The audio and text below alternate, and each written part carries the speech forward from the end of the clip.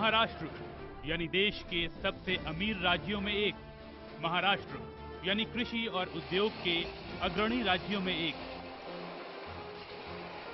25 साल बाद महाराष्ट्र में हो रही है चौतरफा लड़ाई।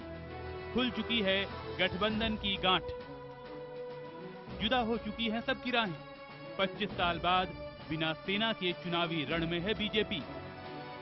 सामने आ चुकी है दोनों की एक दूसरे को लेकर तलखी। तो कांग्रेस एनसीपी का 15 साल पुराना नाता भी हो चुका है खत्म। राज्य की 13वीं विधानसभा के लिए जनता ने डाल दिया है वोट। सितारों से लेकर नेताओं ने बढ़ चढ़कर की वोटिंग। 288 सीटों पर 4119 उम्मीदवारों की किस्मत ईवीएम में हो चुकी है बंद। क्या कांग्रेस एनसीपी बचा पाएगी अपना किला? क्या बिना बीजेपी के शिवसेना बचा पाएगी अपनी साख? तो बीजेपी के सामने है बड़ी चुनौती। क्या फिर चलेगा मोदी मैजिक? देखिए सुपर सर्वे, क्या महाराष्ट्र में फिर होगा मोदी चमत्कार?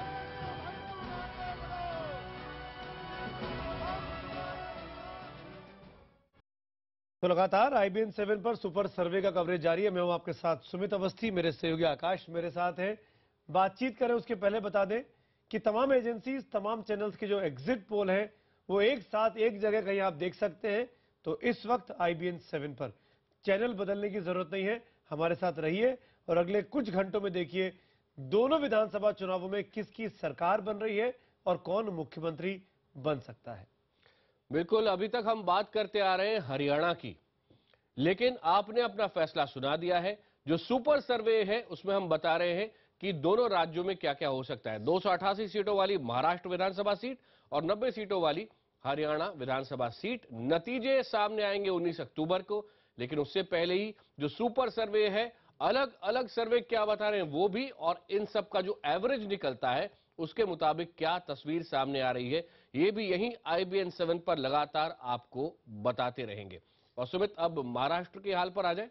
बिल्कुल, और पहले हमने बात हरियाणा की हरियाणा में बीजेपी लगभग हर सर्वे में सिंगल लार्जेस्ट पार्टी है और बहुत सौ में अपने दम पे सरकार भी बना रही है। महाराष्ट्र में बहुत सालों के बाद ऐसा चुनाव हुआ जहां पर गठबंधन नहीं दिखे, जहां पर कई कोणीय मुकाबला था, और उसको लेकर क्या नतीजे कहते हैं वो इस अगले एक घंटे में हम आपको तमाम एग्जिट पोल के नतीजे दिखाने वाले हैं। उसके पहले लेकिन मैं आपको बता दूं, इस वक्त हमारे साथ कुछ खास मेहमान जुड़े हुए हैं। दिल्ली से बीजेपी के वरिष्ठ नेता शाहनवाज हुसैन मेरे साथ हैं। मुंबई से शिवसेना के सांसद अरविंद सावंत हमारे साथ जुड़े हुए हैं। मुंबई के स्टूडियो से हमारे साथ हमारे पैनलिस्ट और लोक सत्ता के संपादक गिरीश कुबेर जी हमारे साथ जुड़ रहे हैं।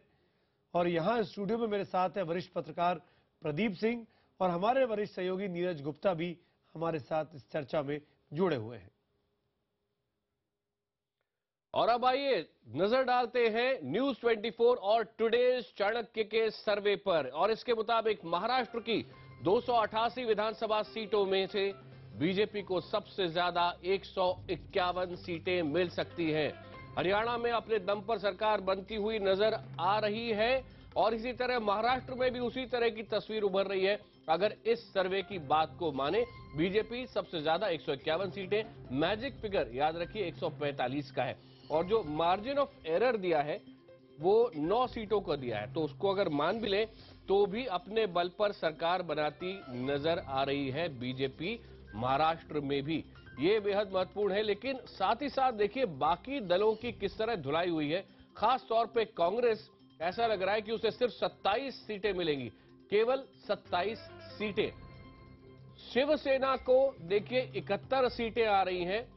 क्या अलायंस के अंदर बराबर की सीटें देना बीजेपी को शिवसेना के लिए बहुत बेहतर होता? अब शिवसेना अपने आप से शायद ये सवाल पूछेगी। एनसीपी को सिर्फ 28 सीटें और MNS समेत अन्य को 11 सीटें मिलने का अनुमान है। सुमित, बिल्कुल, तो कुल मिलाकर बीजेपी सबसे बड़ी पार्टी बनकर उभर रही है। टुडे चाणक्य के मुताबिक न सिर्फ सबसे बड़ी पार्टी बल्कि अपने दम पर सरकार भी बना रही है। एक अच्छी खबर शाहनवाज हुसैन साहब के लिए। शाहनवाज जी, एक क्विक रिएक्शन आपका। बीजेपी हरियाणा भी जीत रही है टुडे चाणक्य के मुताबिक और अब महाराष्ट्र भी जीत रही है। देखिए, जो अभी एग्जिट पोल आप दिखा रहे हैं, इसमें कोई दावा का वक्त तो है नहीं। ये तो आपके बताए हुए आंकड़ों पर बहस के लिए मैं बैठा हूं, और उससे ये साफ जाहिर है कि महाराष्ट्र में भी और हरियाणा में भी भारतीय जनता पार्टी की सरकार बन रही है। लोगों का विश्वास भारतीय जनता पार्टी पर ज्यादा है, और ये साफ तौर पे झलक रहा है। भारतीय जनता पार्टी ने बहुत मेहनत की, हमारे कार्यकर्ताओं ने, हमारे राष्ट्रीय अध्यक्ष ने और हमारे प्रधानमंत्री ने, और सब नेता जाकर वहां लगे, और ऐसी उम्मीद हमें थी। जो आप 151 बता रहे हैं, भारतीय जनता पार्टी का जो अंदरूनी आकलन है वो 160 के पास है। ऐसे भी आपने प्लस माइनस 9 कहा है, तो हम उसको प्लस के तौर पे ही 160 मानते हैं। तो अपने दम पर वहां भी सरकार बना रहे हैं, हरियाणा में भी बना रहे हैं, क्योंकि हरियाणा और महाराष्ट्र दोनों में वहां की जनता कांग्रेस से उब गई थी। महाराष्ट्र में भी कांग्रेस एनसीपी की सरकार के खिलाफ वोट हुआ, और हरियाणा में भी कांग्रेस के खिलाफ वोट हुआ है, और बीजेपी की चाहत में वोट हुआ है। लेकिन तो जो जनता की उम्मीद है, आज एग्जिट पोल है, और हमें उम्मीद है कि नतीजे में ये परिवर्तित होंगे। अरविंद सावंत जी, ये मुझे बताइए, अगर जनता फ्रस्ट्रेट हो गई थी कांग्रेस से, तो उसने बीजेपी को क्यों चुना? उसने शिवसेना को क्यों नहीं चुना? आपकी पार्टी का परफॉर्मेंस सुधर तो रहा है। आप लोग पिछली बार के मुकाबले आप ऐसे करीब बोल रहे हो 30 कि सीटें जैसे सुधार कि रहे हैं। निर्णय ही घोषित हुए हैं।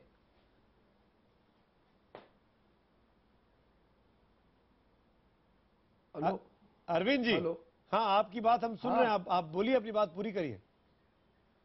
हेलो हेलो आपको मेरी आवाज आ रही हेलो, है? आपकी आवाज नहीं। अरविंद जी, क्या आप मुझे सुन पा रहे हैं? हेलो, हाँ अभी आया, बोलो। हाँ, मैं यही कह रहा हूं, हम कह रहे हैं बार बार कि ये एग्जिट पोल है, और हम ये भी बार बार कह रहे हैं कि एग्जिट पोल मेरा नहीं है, हमने नहीं कराया है।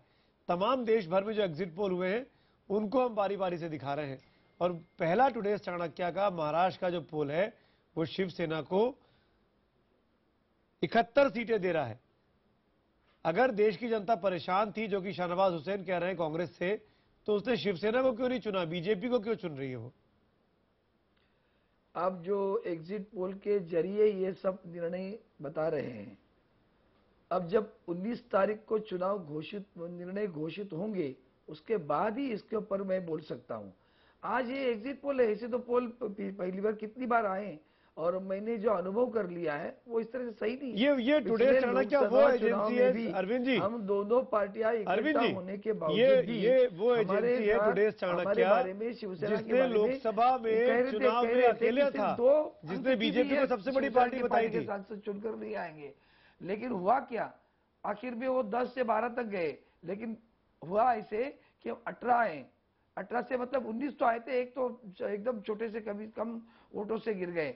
इसका मतलब क्या है कि आप एग्जिट पोल में बता रहे थे 10 या 12 आ जाएंगे, हम आए 18 19, लेकिन तो कहाँ रह गया आपका लेकिन एक एग्जिट बात पोल? बताइए हम इस पर विश्वास नहीं करते। 19 तारीख को जब निर्णय घोषित होंगे, उसके बाद में हम इसके ऊपर अरविंद जी, बातचीत एक बात और है। देखिए, थोड़ा बहुत फर्क हो सकता है, लेकिन बहुत ज्यादा फर्क यहां पर नजर आ रहा है। बीजेपी को 151 सीटें इस सर्वे के मुताबिक मिल रही हैं, और शिवसेना को उससे आधी से भी कहीं ना कहीं मुझे जो समझ बीजेपी में नहीं आता लगातार है। कह रही थी कि आप हमें छोटे भाई की तरह ट्रीट मत कीजिए, इसी पर आ जाइए कम से कम कि बराबर बराबर सीटें बांट ले। आप जमीनी स्थिति उस समय समझ नहीं पा रहे थे, क्या ऐसा नहीं लगता आपको? नहीं ऐसा लगता, क्योंकि वो जो तय हुआ था वो वही था कि महाराष्ट्र में हम बड़े भाई की तरह रहेंगे। देश में हमारी बड़े भाई की जो मुद्दा है वो हमारा बीजेपी हमारा बड़ा भाई अच्छा, रहेगा आपका देश अपना में। आकलन क्या है, ये भी बता दीजिए, वो फिर बात 19 को वो कंपेयर तो कर उस वक्त लेंगे। से पहले से तय हुई थी।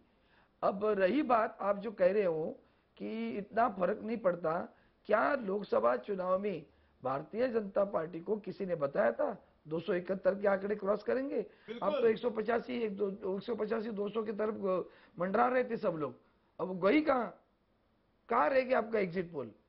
तो ये इसके ऊपर आप भरोसा नहीं करते। नहीं, जिस आप एग्जिट देखिए, पोल की अभी 19 बात कर तारीख रहे को हैं, जिस दिन चुनाव चाणक्य का घोषित पोल, होगा, इसने बाकायदा ये बात कही थी, और वही सर्वे, उसी के नतीजे इस बार भी हम आपको अभी दिखा रहे हैं।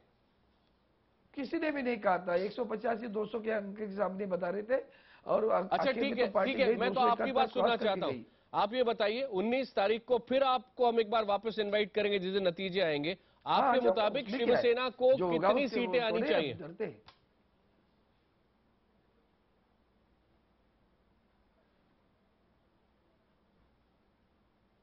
आपकी आवाज क्यों नहीं आती है? शिवसेना को आप कितनी सीटें दे रहे हैं अरविंद सावंत जी? हम तो सत्ता पे आने वाले हैं। कितनी हम सीटों खुद के साथ? बल पे सत्ता पे आएंगे, वो देख लेना आप। ठीक है, ठीक है, 19 तारीख को एक बार वापस आपके पास आएंगे। गिरीश कुबेर हाँ। हमारे साथ है, लोक सत्ता के संपादक, जो मुंबई से हमारे साथ हैं। गिरीश, ये बताएं, अभी जो आपको नतीजे आ रहे हैं एक बार वापस याद दिला दें, स्क्रीन पर भी हैं। 151 सीटें बीजेपी के लिए, शिवसेना को सिर्फ 71 सीटें, कांग्रेस जिसकी धुलाई हो रही है 27 सीटें, एनसीपी 28 सीटें और एमएनएस को सिर्फ 11 सीट, और एमएनएस और अन्य पार्टियों को मिला के। तो गिरीश, ये आपको सर्वे लगता है कि जो आपकी गट फीलिंग थी उसके करीब है? राइट, वैसा ही लग रहा है, क्योंकि जब से चुनाव शुरू हुए तब से मैं बोल रहा था, और सुबह भी आपसे चैनल पे यही बात की थी कि भाजपा मेजोरिटी के पास आ जाएगा, और वैसा ही हो रहा है। क्योंकि अगर आप जब घूमेंगे तो समझ में आता है कि there is a change in the air. बदलाव की हवा महाराष्ट्र में बड़ी तेज से चल रही थी, और उसके मुताबिक बीजेपी को चांस मिलने वाला ही था, वैसा ही हो रहा है। और शिवसेना की ये सबसे बड़ी गलती रहेगी कि वो उन्होंने भाजपा के साथ गठबंधन नहीं कर पाए। वो जैसा कि बोल रहे थे और वो होने वाला था, तो कुछ छोटे मोटे उन्होंने कुछ इशू निकाले और वो गठबंधन तोड़ दिया। शिवसेना को ये सबसे बड़ा इसके आगे संघर्ष करना पड़ेगा। और I am fully with the opinion exit poll results, वैसे ही हो जाएगा, भाजपा बहुमत के पास में आ जाएगी। प्रदीप सिंह जी, आपके पास यहां पर आना चाहूंगा। अगर वाकई नतीजे वैसे ही होते हैं जैसे कि सर्वे में सामने आ रहे हैं, तो ये खतरे की घंटी है बहुत सारे और दलों के लिए पूरे भारत के अंदर। निश्चित रूप से आकाश, देखिए जिस तरह का मोमेंटम बना था लोकसभा चुनाव में, इतनी जल्दी खत्म होने का उसके कोई कारण नहीं था। दूसरी बात यह है कि भारतीय जनता पार्टी ने जिस तरह से कंडक्ट किया अपने को शिवसेना के साथ गठबंधन में, कि भाई अगर आप जमीनी हकीकत को समझिए, अब हम महाराष्ट्र में भी नंबर 1 की पार्टी हो गए हैं, लोकसभा चुनाव के नतीजे ये बता रहे हैं। तो आप हमको नंबर 1 की हैसियत न देना चाहें गठबंधन में, तो भी बराबरी की हैसियत तो दीजिए। उसके लिए भी शिवसेना तैयार नहीं थी। शिवसेना लगातार बीजेपी को चिढ़ाने का काम कर रही थी।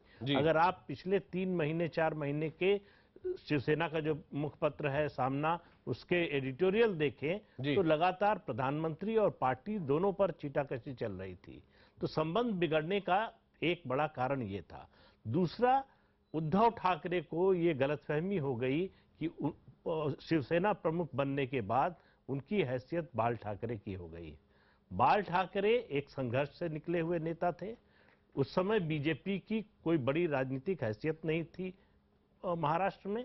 ऐसे में ये गठबंधन हुआ था, और उस समय के कद्दावर नेता थे। नीरज, कई और राज्यों में जहां आगे चुनाव आने वाले हैं, वहां अब बीजेपी आपको लगता है एक पोजीशन ऑफ स्ट्रेंथ से नेगोशिएट करेगी, और सारे एलाइज इस वक्त घबरा रहे होंगे, कई दूसरे दल अब सर्वाइवल के लिए लड़ सकते हैं।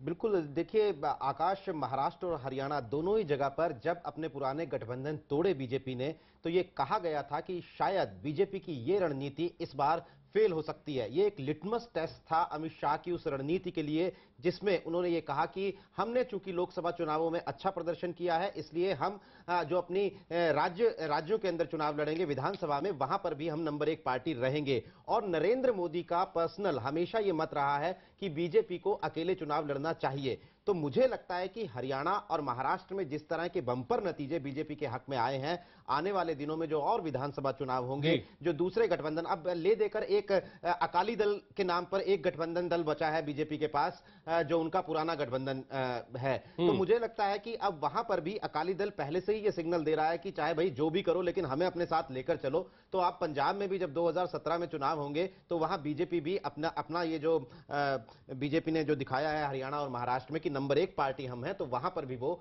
बीजेपी ये दिखाएगी। अरविंद जी, एक सर्वे था ये, तो अब और भी सर्वे हैं। इस सुपर सर्वे में हम सारे सर्वे का निचोड़ दिखा रहे हैं, तो देखते हैं अब आपके लिए शायद अच्छी खबर हो आगे या नहीं, मैं नहीं जानता, पर देख लीजिए। टाइम्स नाउ और सी वोटर का जो सर्वे है उसके नतीजे अब हम दिखा रहे हैं। उनके मुताबिक महाराष्ट्र में बीजेपी और उसके सहयोगी दलों को सबसे ज्यादा 129 सीटें मिल सकती हैं। 145 मैजिक फिगर है, यानी बहुमत से 16 कम। लेकिन आगे जो आप देखेंगे कि अगला जो दल है वो कितना पीछे है। शिवसेना को 56 सीटें, कांग्रेस को सिर्फ 43 सीटें और एनसीपी को 36 सीटें, एमएनएस को 12 सीटें मिलने का अनुमान है। इसके अलावा अन्य को 12 सीटें मिलने की संभावना है। इसी तरह एक और सर्वे दिखाते हैं। एबीपी और एसी नीलसन का जो एग्जिट पोल है उसके मुताबिक क्या नतीजे हो रहे हैं, महाराष्ट्र के क्या संभावनाएं हैं वो देखिए। बीजेपी प्लस को 127 सीटें मिल सकती हैं, यानी ये सर्वे भी काफी करीब जा रहा है। इससे पहले जो सर्वे था टाइम्स नाउ सी वोटर का, उसके करीब जा रहा है। कांग्रेस को सिर्फ 40 सीटें मिलती हुई दिख रही हैं। शिवसेना के लिए यहां थोड़ी बेहतर खबर है, 77 सीटें शिवसेना को मिल सकती हैं। एनसीपी को 34 सीटें, एमएनएस को 5 सीटें और अन्य को 5 सीटें मिलने के आसार हैं। एक बार वापस बता दें, ये एबीपी न्यूज और एसी नीलसन का सर्वे है और इसके जो नतीजे हैं इस वक्त आपके स्क्रीन पर है।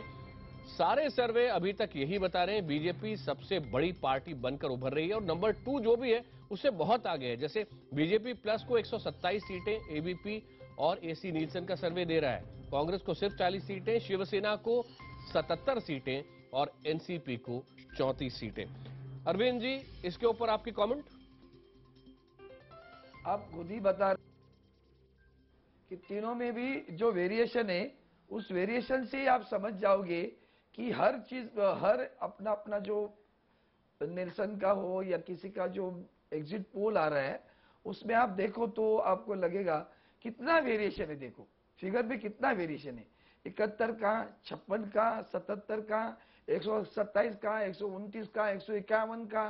तो इसका मतलब अरविंद जी, काश मैं आपके साथ सहमत हो पाता, इसीलिए हम ये सुपर सर्वे करते हैं IBN 7 में, ताकि पूरी तस्वीर जनता के सामने हो। और आपको भी मैं थोड़ा सा बता दूं, क्योंकि 3 सर्वे आ चुके हैं अभी तक, ऊपर भी भरोसा करके चर्चा करें भैया, ठीक है ना?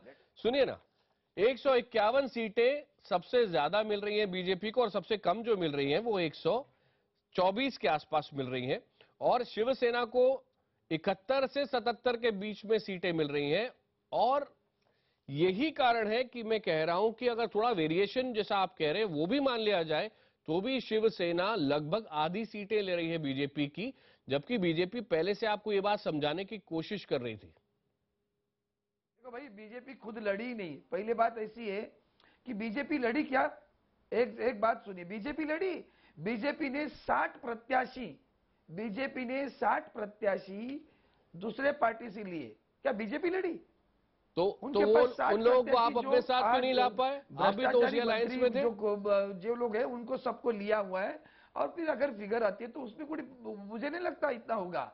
देखो आप, इसीलिए कहता हूं बार बार 19 तारीख तक इंतजार करो, 19 तारीख के बाद में इसके ऊपर अरविंद जी आपके पास भी लौटूंगा, लेकिन गिरीश कुबेर जी एक बात बताइए, छोटी पार्टियां जो होती है उनको बड़े ध्यान से अपने सर्वाइवल के लिए लड़ते हुए ध्यान रखना पड़ता है कि हवा किस ओर बह रही है। क्या आपको लगता है कि ये सारे राजनीतिक दल लगभग सभी बीजेपी के साथ चले गए क्योंकि उनको पहले से इस बात की भनक थी कि इस बार सरकार अगर कोई बनाने की स्थिति में है तो वो बीजेपी है, शिवसेना नहीं है? बिल्कुल सही कहा आपने। ये चुनाव के जो कुछ नतीजे आएंगे, उलझान आ रहे हैं, उसका सबसे बड़ा मैसेज तो यही है कि बीजेपी इसके आगे रीजनल पार्टीज को स्पेस देने वाली नहीं है। पहले से ही महाराष्ट्र के बारे में जब बात हो रही थी तब अरविंद जी को लग रहा है और बाकी के लोगों को भी ऐसा लग रहा था कि जब इसमें चर्चा हो रही थी और कुछ लास्ट मोमेंट पे उनका तय नहीं हो पाया और वो जब उन्होंने सेपरेट लड़ने का निर्णय ले लिया, वैसी बात नहीं है। यही समझना चाहिए कि बीजेपी की जो लॉन्ग टर्म स्ट्रैटेजी है उसके मुताबिक बीजेपी पूरे देश में अपने बल पर खड़े रहेगी और जो जो रीजनल पार्टीज है, जिन इलाकों में है, जिन स्टेट में है, उनको कड़ा संघर्ष करना पड़ेगा। सबसे बड़ा मैसेज ये चुनाव का यही है। इसके आगे रीजनल पार्टीज के दिन अच्छे नहीं है और वो जो कुछ करना है उनके लिए कुछ उनको बीजेपी के साथ होना चाहिए, बीजेपी को सरेंडर करना चाहिए और बीजेपी ने तो उन्हें खा जाएगी। शाहनवाज हुसैन साहब, आप मंद मंद मुस्कुरा रहे हैं। अच्छा, मैं हूं क्या चर्चा में? जी जी आप नहीं, हैं, मैं तो बिल्कुल सोचा मैं चर्चा में ही नहीं हूं। हूँ। अच्छा, नहीं, मैं तो, मुझे नींद आ रही थी, मैंने सोचा कि पता नहीं आपने शायद हमको चर्चा से बाहर कर दिया। इतने अच्छे रिजल्ट में आपकी नींद तो अब भाग जानी चाहिए। बिल्कुल नहीं नहीं, नींद हमारी क्यों भागेगी, हम तो निश्चिंत हैं सरकार बनाने के लिए।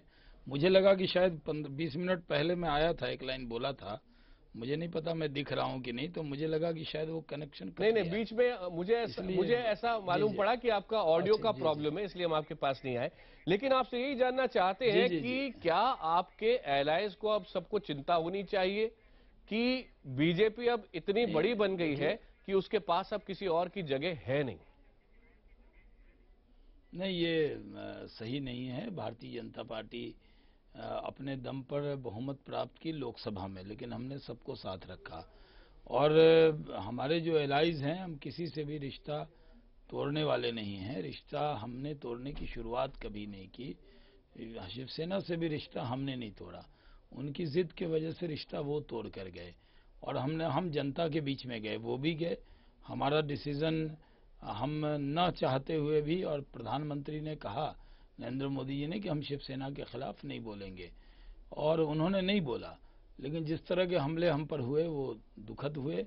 और लेकिन जनता ने जो एग्जिट पोल अभी आप दिखा रहे हैं उसमें जो जिस तरह से साथ दिया है, हमें लगता है कि हम नहीं, पर 160 हरियाणा का में आंकड़ा आपने भी पार करेंगे। अलायंस तोड़ दिया, आपने महाराष्ट्र में तोड़ दिया, तो चिंता होना तो लाजमी देखिए, है। लेकिन एक छोटे से ब्रेक के बाद इसका जवाब हमने दूंगा, और साथ ही साथ दो और सर्वे के रिजल्ट्स आपके सामने अभी स्क्रीन पर भी आपको लगातार नजर आ रहे हैं। कुल मिलाकर तस्वीर काफी साफ है, चाहे हरियाणा हो चाहे महाराष्ट्र हो, बीजेपी सबसे बड़ी पार्टी बनकर उभर रही है। लेकिन इसमें कई बारीकियां हैं जिन पर बात करेंगे हमारे खास मेहमानों से।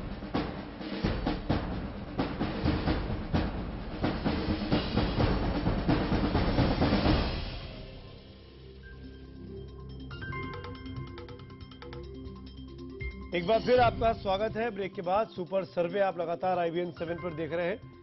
टुडेज चाणक्य के सर्वे में यह सवाल भी पूछा गया महाराष्ट्र के संदर्भ में कि क्या वहां पर सरकार बदलनी चाहिए, तो 65% लोगों ने कहा हां। आपके सामने ग्राफिक्स आएंगे। इस ग्राफिक में आप देख सकते हैं कि 65% लोग कह रहे हैं हां, सरकार महाराष्ट्र में बदलनी चाहिए, और सिर्फ 28% लोग हैं जिन्होंने कहा कि महाराष्ट्र में सरकार वही रहने चाहिए जो पहले से है।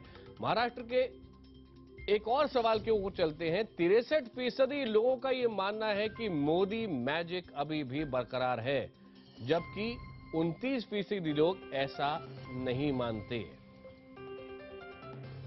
और महाराष्ट्र में वोटिंग पैटर्न की बात करें तो न्यूज 24 और टुडे चाणक्य के सर्वे में 39% लोगों ने यह कहा कि राजनीतिक पार्टी और उम्मीदवार को ध्यान में रखते हुए उन्होंने वोट दिया है। 23% लोग ऐसे हैं जिन्होंने कहा कि वो भ्रष्टाचार उनके लिए सबसे महत्वपूर्ण मुद्दा था, इसलिए उसको ध्यान में रख के उन्होंने वोट दिया। और 22% लोग हैं जिन्होंने कहा कि राज्य सरकार की नीतियों को ध्यान में रख के उन्होंने वोट दिया, और अन्य मुद्दों पर सिर्फ 9 लोगों का ध्यान था। शाहनवाज हुसैन साहब, आपसे ये जानना चाहते हैं कि क्या आपको लग रहा है कि जिस तरह के नतीजे इन सर्वेज में सामने आ रहे हैं, और अधिकतर सर्वेज में एक रेंज है, लेकिन एक बात बिल्कुल साफ है कि बीजेपी नंबर 1 पार्टी और नंबर 2 पर जो भी है वो बहुत ही पीछे है। यहां क्या जाति और धर्म के जो आमतौर पर वोटिंग जिस तरह होती थी वो पैटर्न भी टूटा है, आपको लगता है? देखिए, लोकसभा के चुनाव में ही वो टूटा था पैटर्न, क्योंकि जो लोग जाति की राजनीति करते थे उनको भी बहुत जवाब मिला था, क्योंकि लोकसभा के चुनाव में हर जाति के लोगों ने नरेंद्र भाई को प्रधानमंत्री बनाने के लिए वोट किया था। और एक फैक्टर था कि कांग्रेस जो है खुदा से डरने वाली कौम को बीजेपी से डराती थी, कि देखो मुसलमानों को कहती थी बीजेपी आएगी तो तुम्हें दिक्कत होगा, और बीजेपी आ गई। नरेंद्र भाई के नाम से बहुत डरावना ख्वाब दिखाया जाता था, कांग्रेस के लोग हर जगह यही कहते थे। अब नरेंद्र भाई आ गए, और एक इंटरव्यू में जब उनसे कहा कि जब आयरी कहता है कि हिंदुस्तान के मुसलमानों को अलकायदा में शामिल करेंगे, तो नरेंद्र मोदी ने कहा कि हिंदुस्तान का मुसलमान इस मुल्क से मोहब्बत करता है, वो जिएगा हिंदुस्तान के लिए और मरेगा हिंदुस्तान के लिए। एक साफ संदेश किया कि नरेंद्र मोदी की सरकार सबका साथ सबका विकास चाहती है, तरक्की चाहती है। तो आज जो सरकार से उम्मीद है, नौजवान किसी भी तबके का हो, किसी भी जात का हो, किसी भी धर्म का हो, उसको लगता है हमारे पास एक अच्छा प्रधानमंत्री है जो हमारे लिए सोचता है। तो इस तरह के वोटर आ रहे हैं। अब आपके सर्वे में आप खुद ही बताएंगे शहनवाज जी, इसने कैसे वोट किया। शहनवाज जी, बीच में जी। टोक रहा हूं, माफी चाहता हूं। अच्छा प्रधानमंत्री तो देश को मिल गया, अच्छा मुख्यमंत्री की जी। कौन होने वाला है महाराष्ट्र में? आप तो आज तो बात महाराष्ट्र की करिए तो ना, मुख्यमंत्री कौन? देखिए, जो पार्लियामेंट्री बोर्ड का काम है, मैं आप तो तो पार्टी का मेंबर प्रवक्ता हैं। हूँ। मेरे अध्यक्ष जो, मैंने कहा ना, जो हमारे अध्यक्ष जो मुझे कहेंगे वो आकर मुझे यहाँ कहना है। तो पार्टी का केंद्रीय नेतृत्व अच्छा, ये अभी बताइए, तक मैं आपको एकदम अच्छा ऑथेंटिक ये बता बताइए, दूं, आप कोई नरेंद्र मुख्यमंत्री मोदी के के नाम नाम पर को अभी एक प्रोजेक्ट बार भी करते हैं चर्चा साल भर पार्टी में पहले, नहीं हुई। और उनके नाम पर आप लोकसभा चुनाव लड़ते हैं, और महाराष्ट्र में आप अपने दम पर लड़ने का मन बनाते हैं, अलायंस टूटता है आपका, जो भी वजह रही हो, आप तब भी अपना नेता नहीं बताते। तो क्या पार्टी के अंदर लोगों की कमी है, नेताओं की कमी है, या यहाँ भी कांग्रेस का कल्चर है, ऊपर से थोपा जाएगा? कहीं ऊपर से थोपा नहीं जाता हमारे यहाँ कार्यकर्ता ही बनता है। युवा नेतृत्व को पार्टी ने आगे हरदम बढ़ाया है। और आप ये देख लें कि हम महाराष्ट्र में तो गठबंधन टूटेगा ऐसा हमने सोचा भी नहीं था। शिवसेना एक बैग जिद पर अड़ गई और हमसे अलग हो गई। हमने तो ये सोचा नहीं था कि हम अलग अलग लड़ेंगे। अच्छा, थोड़ा जब सा वो यही अलग हो बता गए, दें कि प्रक्रिया तो क्या रहेगी, अब मुख्यमंत्री कैसे चुना जाएगा? देखिए, एक बार आ जाए वहाँ, एक बार रिजल्ट आ जाए, उसके बाद केंद्रीय नेतृत्व, पार्टी का पार्लियामेंट्री बोर्ड उस पर विचार करेगा। राज्य के नेतृत्व को, विधायकों को, सबको विश्वास मिलेगा और फिर निर्णय करेगा। हमारे पास अकाल नहीं और पार्टी की तरह, हमारे पास गैलेक्सी ऑफ लीडरशिप है, एक से एक नेता है। अब कभी हम मुख्यमंत्री वहाँ बने नहीं, अब ना इसको ऐसे महाराष्ट्र भी में, देखा जा न सकता बने है हरियाणा में। कि बहुत सारे लोग नहीं, मुख्यमंत्री कभी बनना ना चाहते हैं। नितिन गडकरी जी जो लगातार कह रहे हैं कि मैं मुख्यमंत्री नहीं बनना चाहता, मैं तो केंद्र में ही रहना चाहता, लेकिन सूत्र हमें ये बता रहे हैं कि वो भी है, फडणवीस है, एकनाथ खड़से हैं, और बीच में तो बीजेपी के राष्ट्रीय अध्यक्ष ने एक ऐसा भी नाम ले लिया जो बेहद युवा नेता है। देखिए, मैं आपको बता दूं, ये नाम मैंने नहीं लिए, ये नाम आपने लिए, और आपके जबान से ये बात देश में चली गई कि बीजेपी के पास नेताओं की कमी नहीं है। मैं आप ही की बात की तायीद करता हूं, आपकी बात पे मोहर लगाता हूं कि इतनी बड़ी तादाद में हमारे पास नेता हैं। तो जब तय करना होगा तो तय करेंगे। और पार्टी में क्या होता है, जैसे जदयू है तो वहां सिर्फ नीतीश कुमार जी नेता हैं, आरजेडी है तो सिर्फ लालू जी नेता हैं, मुलायम सिंह जी के यहाँ सिर्फ मुलायम सिंह जी, अखिलेश जी नेता हैं, बहन जी के यहाँ सिर्फ बहन जी नेता हैं। और पार्टी की जो लोकतंत्र है वो एक पार्टी में भारतीय जनता पार्टी, यहाँ अनेक नेता हैं। एक तरह मोती की माला की तरफ पिरोए जाते हैं, तो सबको आप गिन सकते हैं। उसमें आपस में बैठ के तय करेंगे और प्रक्रिया के तहत अरविंद होगा। सावंत जी भी हमारे देश में साथ हैं। प्रधानमंत्री का उम्मीदवार था, हमें मिल गया, हम प्रधानमंत्री हमने बनाया। अरविंद जी, मुख्यमंत्री के लिए कई बहुमत सर्वे जनता ऐसे भी देगी थे, तो हम अपना मुख्यमंत्री बनाएंगे। जी अरविंद जी, कई सर्वे ऐसे भी थे जो दिखा रहे थे कि नंबर 1 पर बीजेपी जिसे भी चुने, लगता है उन तक आवाज नहीं पहुंच रही। प्रदीप जी, आपके पास आना चाहूंगा कि एक मुख्यमंत्री के तौर पर जब बात की जा रही थी तो बीजेपी का कोई नेता बने वो नंबर 1 पर, लेकिन बहुत क्लोज नंबर 2 पे उद्धव ठाकरे भी लोगों की पसंद थे मुख्यमंत्री के लिए। तो कहीं ना कहीं अगर वो गलती शायद शिवसेना ने नहीं की होती तो आज उद्धव ठाकरे एक मजबूत उम्मीदवार होते, आपको लगता है? नहीं, अगर वो अलायंस बना रहता तब तो निश्चित रूप से होते। दरअसल वो अलायंस टूटने का एक बड़ा कारण ये था कि शिवसेना इस बात पर अड़ी हुई थी कि मुख्यमंत्री उनका होगा, सीटें कम आएंगी तब भी उन्हीं का केंद्र मुख्यमंत्री आपका, होगा, महाराष्ट्र हमारा। हाँ, कि महाराष्ट्र हमारे लिए छोड़ दीजिए, दिल्ली पर आप राज कीजिए, बाकी प्रदेशों में आप अपनी सरकार बनाइए, लेकिन महाराष्ट्र में हम नंबर 1 की हैसियत में रहेंगे, चाहे जनता हमें नंबर 1 की हैसियत दे या न दे। तो ये बहुत अनरीजनेबल बात थी, ये जो जमीनी वास्तविकता है उससे अलग थी। अच्छा, शाहनवाज जी कतरा क्यों रहे बताने से कि प्रक्रिया क्या रहेगी मुख्यमंत्री चुनने की? क्या आलाकमान चुनेगी या जो विधायक है वो चुनेंगे? लगभग तय सा ही है। सबको मालूम है कि पार्टी में जो दावेदार हैं 3-4, उनमें से एकनाथ खड़से हैं जो पार्टी के सबसे वरिष्ठ नेता है, सबसे अनुभवी हैं, जनाधार वाले नेता हैं, पिछड़े वर्ग से आते हैं, लेकिन स्वास्थ्य उनका ऐसा है कि उनको मुख्यमंत्री नहीं बनाया जा सकता। बाकी बचते हैं जो 3, उनमें से 2 केंद्र में मंत्री हैं, नितिन गडकरी भी और प्रकाश जावड़ेकर भी। तो ले दे के जो है देवेंद्र फडणवीस बचते हैं, वो नागपुर की भी पसंद है, वो मोदी की भी पसंद है। नागपुर की चुनावी सभा में जिस तरह से तारीफ की मोदी ने, उससे बड़ा स्पष्ट संकेत उन्होंने दिया। दूसरा, बहुत अच्छे पार्लियामेंटेरियन हैं, इतनी कम उम्र में उनको इस तरह की ख्याति मिलना ये भी उपलब्धि है। सबसे बड़ी बात जो शिवसेना से तोड़ा गठबंधन, उसमें यह है कि महाराष्ट्र की पूरी राजनीति ब्यूरोक्रेट और नेता बिल्डर, इनका जो नेक्सस है, इसमें जो फंसी हुई है, उससे निकालना चाहते हैं मोदी जी। उसके लिए उनको देवेंद्र फडणवीस जैसा व्यक्ति ठीक लगता है, जिसकी ऐसी कोई छवि नहीं है। गिरीश कुबेर साहब, आप तो महाराष्ट्र के पत्रकार हैं और इतना बड़ा अखबार चलाते हैं। मैं एक सवाल आपसे जरूर पूछना चाहूंगा, अगर चॉइस करने की बारी आई तो नितिन गडकरी ज्यादा बेहतर मुख्यमंत्री हो सकते हैं या देवेंद्र फडणवीस? नहीं, चॉइस करने की बारी तो ये तो सवाल ही नहीं आता है। जो मेरे जो पहले उन्होंने कहा, उनसे मैं पूरी तरह से सहमत हूँ। देवेंद्र फडणवीस ही भाजपा के और आगे सरकार के मुख्यमंत्री होने वाले हैं। उनकी दो वजह, पहली तो एक, उनका अपना कुछ एजेंडा नहीं है, जैसे कि बात बाकी के नेताओं के बारे में नहीं कह सकते। उनको अपने इमेज में ज़्यादा रुचि है, उनको अपना एजेंडा होता है। देवेंद्र जी की बात ऐसी नहीं है, वो सीधे साधे खेलने वाले खिलाड़ी है, उनका पर्सनल एजेंडा नहीं है। और दूसरी बात, महाराष्ट्र में कुछ पिछले 10 सालों में जो कुछ कंट्रोवर्सी हुई है, उसमें से भाजपा के अनेक नेताओं का भी नाम आया था।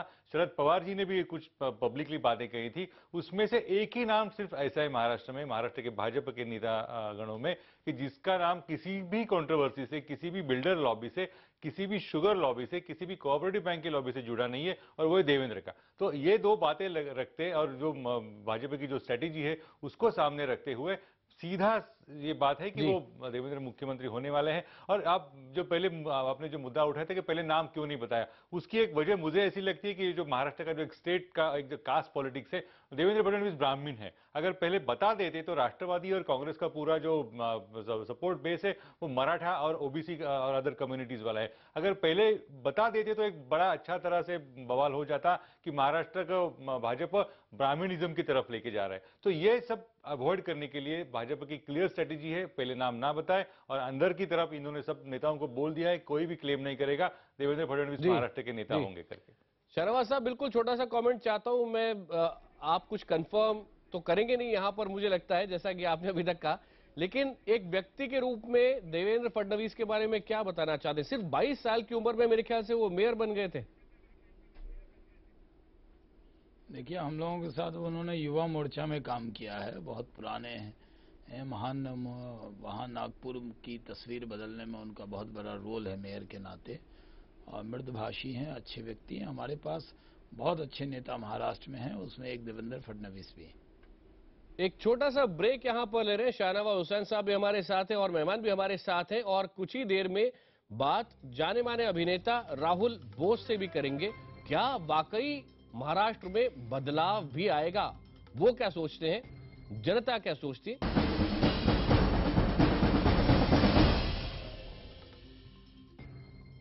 तो इस वक्त जो स्थिति है वो बिल्कुल साफ, चाहे हरियाणा हो चाहे महाराष्ट्र हो। अभी तक के जो सर्वे है बहुत साफ तौर पे बता रहे हैं कि हरियाणा में अपने दम पर सरकार बनाती हुई नजर आ रही है बीजेपी, और महाराष्ट्र में सबसे बड़ा दल तो है ही।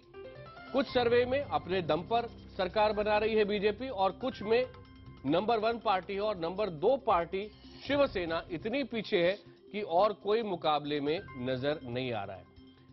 थोड़ी देर पहले मैंने बात की अभिनेता राहुल बोस से, और सबसे पहले यही पूछा कि ये ऐतिहासिक नतीजा जो लगता है कि आने वाला है, इसके बाद आपको लगता है कि बड़ा बदलाव भी वाकई महाराष्ट्र में आएगा?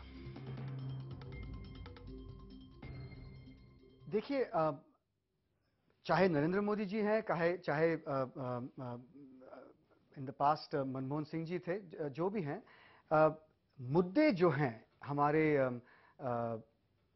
35 डिस्ट्रिक्ट्स में, वो बहुत अलग अलग होते हैं।